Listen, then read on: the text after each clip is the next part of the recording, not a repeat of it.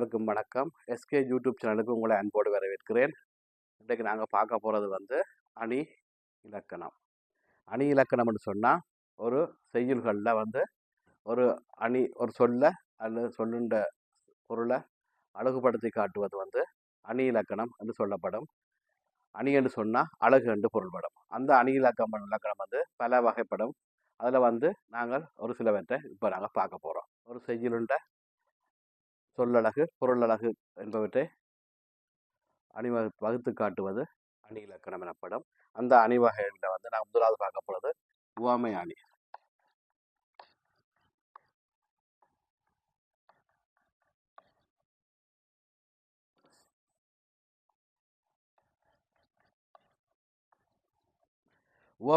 உவமை அணி என்றா என்னன்னு சொன்னா வந்து ஒருவர் தான் எடுத்துக்கொண்ட பொருளை தெரியாத பொருள் ஒன்றிடம் ஒப்பிட்டு காட்டுவது உவமை அணி எனப்படும். அதாவது உதாரணத்துக்கு நான் பால் போல் நிலாவு, அதாவது எங்களுக்கு தெரிஞ்ச ஒரு பொருளை தெரியாத ஒரு பொருளுக்கு ஒப்பிட்டு காட்ட போறோம். தெரியாத பொருள் என்று சொன்னா நாங்கள் அந்த பொருளை பற்றி தான் விளங்கப்படுத்த போறோம். ஆனா எங்களுக்கு தெரிஞ்ச பொருளோட ஒப்பிட்டு விளங்கப்படுத்த போறோம். பால் போல் நிலவு,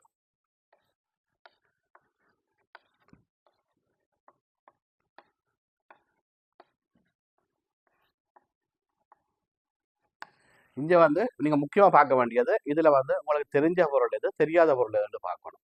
நீங்க யோசிக்கலாம் நிலவும் தெரியும் பாலம் தெரியும், அப்புறம் என்ன சொல்றாரு, எங்களுக்கு நிலவு தெரியும் பாலம் தெரியும், ஆனா நாங்கள் நடுக எங்களோட சேர்த்து வச்சு பாவிக்கிறது இல்லை எங்களுக்கு கண் முன்னால் இருக்கிறது வந்து பால். நிலவு வந்து நாங்கள் கண்ணுக்கு தெரியும், ஆனால் அந்த வடிவமோ அமைப்போ எதுவுமே நாங்கள் வந்து 100% எங்களுக்கு அதை பற்றி தெரியாது. அப்ப இங்க வந்து தெரிஞ்ச பொருள் பால், தெரியாத பொருள் நிலவு. அப்ப இந்த நிலவுக்குத்தான் நாங்க பாலை ஒப்பிட போறோம். அதாவது பால் போல் நிலவுன்னு சொன்னா பாலை மாதிரி நிலவு இருக்குமா, என்னத்துல வெண்மையில, அதாவது வெள்ளை நிறத்துல, அதாவது பாலும் வெள்ளை நிலவும் வெள்ளை. அந்த வெள்ளை நிறம் என்றதை நிலவு வெள்ளை என்றதை காட்டுறதுக்காண்டித்தான் நாங்க பாலை ஒப்பிடுறோம். அதாவது பாலுண்ட வெண்மை நிலவுண்ட வெண்மைக்கு சமனா இருக்க மாட்டோம். நாங்க இந்திருந்து பாய்க்கிற வெண்மை தெரிஞ்சாலும் நாங்கள் அருகில் சென்று நாங்கள் பார்த்ததில்லை. எங்களுக்கு வடிவா தெரியாது 100% நிலவுண்ட நிறம் என்ன நிறம் உண்டு, தூரத்துல இருந்து தான் பார்ப்போம். ஆனா பாலை வந்து நாங்கள் எங்களை கையில வச்சு பார்ப்போம். என்றபடித்தான் தெரிஞ்ச பொருள் பாலாகவும் தெரியாத பொருள் நிலவாகவும் வைத்துக்கொண்டு நாங்கள் ரெண்டையும் ஒப்பிட்டு விளக்குவது வந்து உவமை அணின்னு சொல்றது. அதாவது தெரிந்த பொருளை தெரியாத பொருள் ஒன்றுக்கு ஒப்பிட்டு கூறுவது. ஆனா நாங்க சொல்ல போற விஷயம் எது, நிலவைத்தான் சொல்ல போறோம், நிலவைத்தான் விளங்கப்படுத்த போறோம். இந்த நாங்கள் எடுத்துக்கொண்ட விடயம் வந்து நிலவு. இந்த நிலவுக்கு வந்து நாங்கள் தெரிஞ்ச பொருளை ஒப்பிடுறோம், பாலண்ட பொருளை ஒப்பிடுறோம். நீங்க பாத்தீங்கன்னு சொன்னா பால் போல் நிலவுல வந்து பால் உவமானம், நிலவு வந்து உவமேயம். அது எப்படி கண்டுபிடிக்கிறதுன்னு சொன்னா நாங்கள் எந்த பொருளை விளங்கப்படுத்த போறோமோ அது வந்து உவமேயம் என்று சொல்லுவோம். எங்களுக்கு தெரியாத பொருள், தெரிஞ்ச பொருள் வந்து உவமானம் என்று சொல்லுவோம். எங்களுக்கு தெரிஞ்ச பொருள் உவமானம், தெரியாத பொருள் வந்து உவமேயம். இந்த ரெண்டுக்கும் உள்ள பொதுத்தன்மையை வந்து பொதுத்தன்மை என்று சொன்னா ரெண்டுக்கும் உரிய என்ன பொதுவா இருக்கோ அதுதான் பொதுத்தன்மை என்று சொல்றது. எது பொதுவா இருக்கு, வெள்ளை, பாலும் வெள்ளை நிலவும் வெள்ளை. அப்ப வந்து இதுல வந்து பொதுத்தன்மை வந்து வெள்ளை.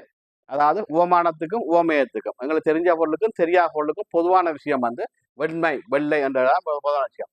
இதுல வந்து உவம உருவு வந்து இந்த போல என்றதான் நாங்கள் உருவன்னு சொல்லுவோம்.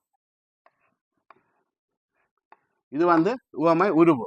அப்ப ஒரு உவமை அணியில 4 விஷயங்கள் இருக்கு. ஒன்று வந்து உவமானம். உவமானம் சொன்னா எங்களுக்கு தெரிஞ்ச பொருள். மற்றது உவமேயம், எங்களுக்கு தெரியாத பொருள், நாங்கள் அதை விளங்கப்படுத்துறதுக்கு எடுத்துக்கொண்ட பொருள். அடுத்தது பொதுத்தன்மை, ரெண்டுக்கும் உள்ள பொதுவான தன்மை. மற்றது உவமை உருவு. அப்ப உவமை அணி என்று எடுத்தோம்டா கட்டாயம் இந்த 4 விஷயம் இருக்கணும். இந்த 4 விஷயம் இருந்தா மட்டும்தான் அது வந்து உவமை அணி என்று சொல்றாங்க. இன்னொரு உதாரணத்தை பார்த்தோம்னு சொன்னா பவளம் போல செவ்வாய். பவளம் போல செவ்வாய் என்று சொன்னோம்னு சொன்னா பவளம் என்றது ஒரு ஆபரணம், போல செவ்வாய், செவ்வாய் என்றது செவ்வாயை பற்றி நாங்கள் சொல்ல போகிறோம். பவளம் போல செவ்வாய் எப்படி இருக்குமென்னு சொல்லி. செவ்வாய்ன்றது ஒரு கிரகம். அந்த கிரகம் வந்து எங்களுக்கு தெரியாத எங்களுக்கு கண்ணுக்கு முன்னால இல்லை. ஆனால் பவளம் என்ற அந்த கல் வந்து எங்களுக்கு தெரியும். அதாவது சிவப்பான கல்லை தான் பவளம் என்று சொல்றது. சிவந்த சிவந்த கல். செவ்வாயின் நிறம் வந்து சிவப்பு. அப்ப இதுல பொதுத்தன்மை வந்து ரெண்டுக்கும் உள்ள ஒற்றுமை என்ன? சிவப்பு அல்லது செம்மை. அப்ப இங்க பாத்தீங்கன்னு சொன்னா எங்களுக்கு தெரிஞ்ச பொருள் பவளம். அது என்னது? மானம். எங்களுக்கு தெரியாத பொருள் செவ்வாய். அது உவமேயம். ரெண்டுக்கும் உள்ள பொதுவானது சிவப்பு அல்லது செம்மை. இது வந்து பொதுத்தன்மை.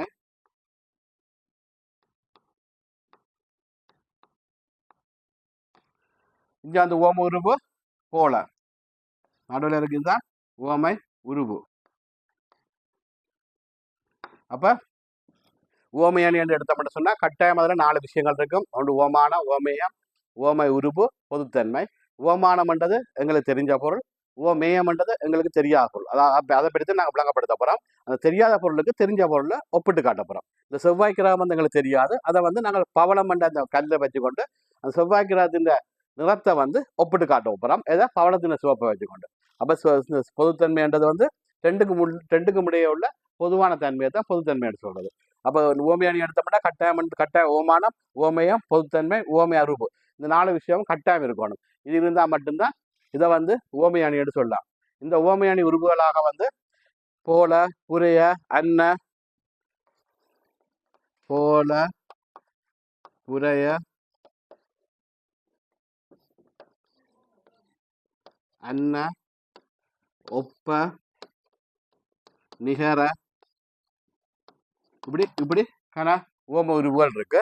இந்த உருவுகளை வந்து நடுவில் அதாவது பால் போல் நிலவு மாதிரி பால் புரிய நிலவு, பால் அன்ன நிலவு, அப்படி ஒவ்வொரு விதமா ஒவ்வொருத்தர் சொல்லி எங்கள் நம்பிக்கைக்கு வந்து வரும். அதில் வந்து நீங்க இடம் காணணும். முதல் வந்து ஓமானம், ஓமேயம், ஓமை உருவு, பொதுத்தன்மை. இந்த 4ம் கட்டாயம் உங்களுக்கு வந்து நீங்க ஒரு ஓமியானி தான் கண்டுபிடிக்கக்கூடிய இருக்கணும். இந்த 4ம் இருந்தா மட்டும்தான் அது ஓமியானி, இல்லாட்டி அது ஓமியானி இல்லை. அப்ப வந்து நீங்க அது ஒரு சொல்லியோ ஒரு வாக்கியம் தந்தா ஒரு இப்படி 2 ஒப்பிட்டு தந்தா அதுல வந்து நீங்க ஓமான ஓமையை கண்டுபிடிக்கணும். 90% 99% வந்து உங்களுக்கு தெரிஞ்ச பொருள் வந்து ஓமானமாகும். தெரியாத பொருள் 100% வந்து தெரிஞ்ச பொருள் வந்து தெரிஞ்ச பொருள் ஓமானமாகும். தெரியாத பொருள் வந்து ஓமேயமாக கட்டாயம் இருக்கும். அதுல கூடுதலான இது வந்து முன்னுக்கு தான் முதலாவதான் வந்து ஓமானம் பெறும், பின்னுக்கு வந்து ஓமையம் பெறும், நடுவில் ஓம உருவு பெறும். இப்படி வாரது வந்து ஓமை அணி என்று அழைக்கப்படும். கட்டாயம் 4 விஷயம் இருக்கும். ஓம உருவு, ஓம பொதுத்தன்மை, ஓமான, ஓமயம். இந்த 4 இருந்தால் மட்டும்தான் இந்த ஓமை அணி புறம் உருவக அணி.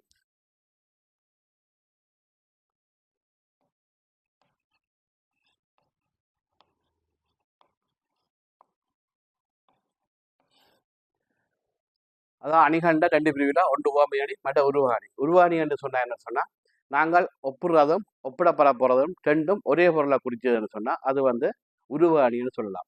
அதாவது நாங்கள் ஒப்புற பொருளும் ஒன்றுதான், ஒப்பிடப்படுற பொருளும் ஒன்றுதான். அப்படி ரெண்டுமே ஒன்றைய குறிப்பிட்டு ரெண்டா வந்து அது வந்து உருவ அணின்னு சொல்லலாம். உதாரணத்துக்கு புருவ வில்,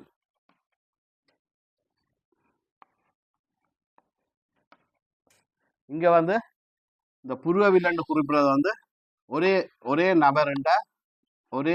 நபருண்ட புருவத்தையும் வில்லுன்னு சொல்றோம். ஒரே நபருண்ட புருவத்தை வில்லா இருக்குன்னு சொல்றோம். ஒரே ஆளுண்ட ஒருவருடையதையான்னு சொல்றோம். அப்ப இங்க வந்து ஓமான ஓமையம் எல்லாமே ஒன்றுதான். ஒன்றைத்தான் நாங்கள் ஓமா ஒப்புறதுக்கும் ஒப்பிடப்படுறதுக்கும் எடுத்துக்கொண்டபடியும் ரெண்டுமே ஒன்றைய குறிப்பிட்டு வந்தா வந்து அது வந்து உருவக அணின்னு சொல்லலாம். இங்க வந்து இந்த ஓமை அணி மாதிரி ஓமான ஓமயம், பொதுத்தன்மை, ஓம உருவு எதுவுமே வராது. முக்கியமா ஓம உருவு நடுவில் வராது. அப்ப ஒன்றுமே வராது. 4 விஷயமும் இந்த உருவ அணிக்குள்ள வராது. அப்படி வராம இருந்தா தான் அது வந்து உருவ அணி. அதாவது ஒப்புறதும் ஒப்பிடப்பட போறதும் ஒரே விஷயம், ஒரே பொருள். ரெண்டும் இங்க அப்படி இல்லை. ஒப்புறது நிலவு, ஒப்பிடப்பட போறது நிலவு, ஒப்புறது பால். நாங்க பாலை நிலவுக்கு ஒப்பிடுறோம். ஆனா அங்க வந்து அப்படி இல்லை. புருவ வில்லுன்றது அந்த இந்த புருவத்தை தான் வில் போல இருக்குன்னு சொல்லி வில் போன்ற புருவத்தை தான் நாங்கள் புருவ வில்லுன்னு சொல்கிறோம். அவள் புருவ வில்லுன்னு சொல்லியிருக்க இது வந்து ஒப்புறதும் ஒப்பிடப்படுறதும் ஒரே மாதிரி தான் பெறும். இப்போ வந்து உங்களுக்கு வந்து சில புருவ வில்லுன்னு சொன்னால் ரெண்டுமே ஒன்று தான். ஒரு ஒப்புறதும் ஒப்பிடப்படுறதும் ஒன்றுன்னு சொல்கிறோம்.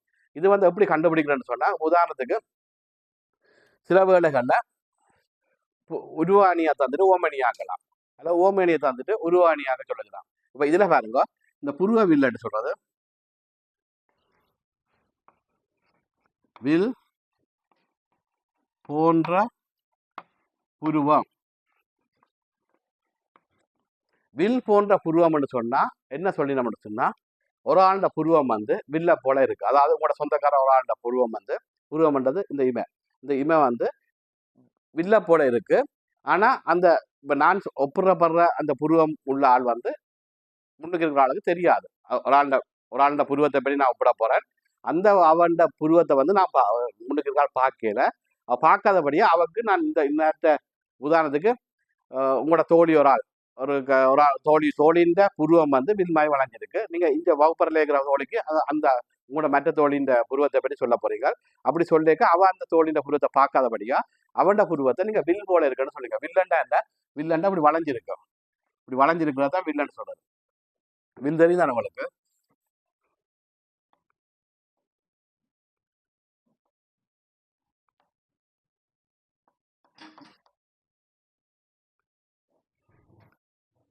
இப்படிதான் வில் இருக்கும். அதாவது இந்த வளைவைத்தான் நாங்கள் இந்த வில்லுக்கு முக்கியமா சொல்றோம்.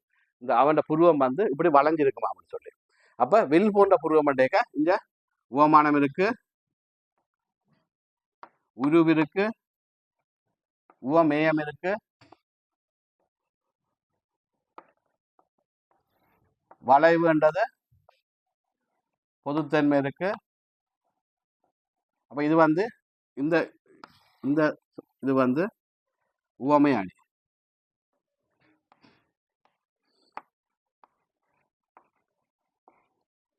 இதே உவம அணிய உருவ அணியா மாத்திரன்னு சொன்னா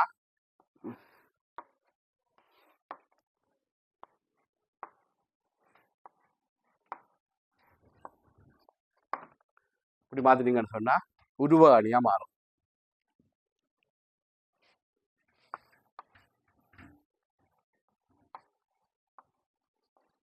இங்க வந்து இந்த உருவ அணியில வந்து ஒப்புறதும் ஒப்பிடப்படுறதும் ஒரு ஆளைத்தான், உங்களோட தோழியைத்தான் நாங்கள் புருவவில்லைன்னு சொல்றோம். நேரம் உள்ள ஒரு ஆளை குறிப்பிட்டு காட்டி, தெரியாத பொருளுக்கு நாங்கள் போயிடல, தெரிஞ்ச ஒரு ஆளுக்கு தான் ரெண்டையுமே ஒப்பிட்டு காட்டுறோம். ரெண்டபடியா இது வந்து உருவ அணி என்று சொல்லி அழைக்கப்படும். அப்போ உங்களுக்கு வந்து ஓமை அணியை தந்து உருவ அணி ஆக்க சொன்னா நீங்க இப்படி மாற்றணும். உருவ அணியை தந்து ஓமை அணி ஆக்க சொன்னா இதை மற்றமாட்டி மாற்றி போட்டு இடையில ஓம உருவ நீங்க சேர்த்தீங்கன்னு சொன்னா அதுல வந்து ஓமை அணியா மாறும். அப்ப நீங்க பார்த்ததுல ஓமை அணி உருவ அணி ரெண்டும் பார்த்துறாங்க. ஓமை அணின்ற 4 கூறுகள் இருக்கும். ஓமான ஓமையம், பொதுத்தன்மை, ஓம உருவு. அது 4 இருந்தால் மட்டும்தான் அது வந்து ஓமை அணி. அதாவது ஒப்புறதும் ஒப்புற பரப்புறதும் வேற வேற. ஒப்புறது வேற, ஒப்பிட பரப்புறது. அப்ப 2 பொருள் இருக்கும் ஓமை அணியில. ஆனா உருவ அணியில ஒப்புறதும் ஒப்பிட பரப்புறதும் ஒரே பொருள் தான். அப்ப அங்க வந்து ஓமான ஓமையம், பொதுத்தன்மை, ஓம உருவு எதுவுமே இராது. ரெண்டுக்கும் உள்ள வித்தியாசம் அதுதான். எப்படி இனங்காண்றன்னு சொன்னா இதுல 4 இருக்கும், இதுல இராது. ரெண்டாவது வந்து அது ஒப்புறதும் ஒப்பிடப்படுறதும் ஒரே பொருள். இங்க ஒப்புறது வேற, ஒப்பிடப்படப்படுறது வேற பொருள். 2 பொருள் இருக்கும். இப்போ உங்களுக்கு வந்து ஓமையை தந்து உருவாணியை ஆக்கச்சுன்னா மாற்ற தெரியணும். உருவாணியை தந்து ஓமையணியா மாற்ற சொன்னா மாற்ற தெரியணும். இப்போ புருவ வில்லுன்னு சொன்னா வில் போன்ற புருவம் என்று சொல்லி போட்டு வில் போன்ற புருவம் இடையில நாங்கள் ஒரு உருவண்டா சேர்த்தோம்னா சரி. வில் போன்ற, வில் போல, விண் என்ன இதென்ன எங்களுக்கு அது பிரச்சனை இல்லை. அப்படி மாற்றி என்ன சொன்னா பொதுத்தன்மை வரும். அப்ப உருவாணியை தந்தா ஓமணியை மாற்ற தெரியணும், ஓமணியை தந்தா உருவாணியை மாற்ற தெரியணும். இதுல வந்து உங்களுக்கு எதுவும் குழப்பம் இருக்கான்னு நினைக்கிறேன். இது வந்து ஓமை அணின்ற பிரிவுகளில் 2 விஷயம் தான் படிச்சுக்கலாம். நிறைய இருக்கு. ஓமை அணியோட வகைப்படுத்தல கணக்கு இருக்கு. ஓமை அணியில் அணி இலக்கணத்துல கன இருக்கு, பிரிச்சிருக்கிறோம். இந்த அணி இலக்கணத்துல ஓமை அணியும் உருவாணியும் தான் பார்த்து நாங்கள் இனி அடுத்தடுத்த வகுப்புல வந்து நாங்கள் அடுத்தடுத்த பிரிவுகளை பார்ப்போம். இதோட வந்து இதை முடிச்சு கொள்றோம். இந்த அணி இலக்கணத்துல ஒரு 2 பிரிவை முடிச்சு கொள்றோம். இது தொடர்ந்து வர்ற வந்து நீங்கள் சப்ஸ்கிரைப் பண்ணி பெல் பட்டன் அமைக்கி லைக் பண்ணிங்கன்னு மட்டும்தான் நான் தொடர்ந்து வார வீடியோ வந்து உங்களை வந்து கொண்டிருக்கோம். அடுத்தடுத்த வகுப்புகளில் வந்து நாங்கள் அடுத்தடுத்த அணி இலக்கணம் கண்ட பிரிவுகளை வந்து நாங்கள் பார்த்துக்கொள்ளக்கூடிய இருக்கோம். நன்றி, வணக்கம்.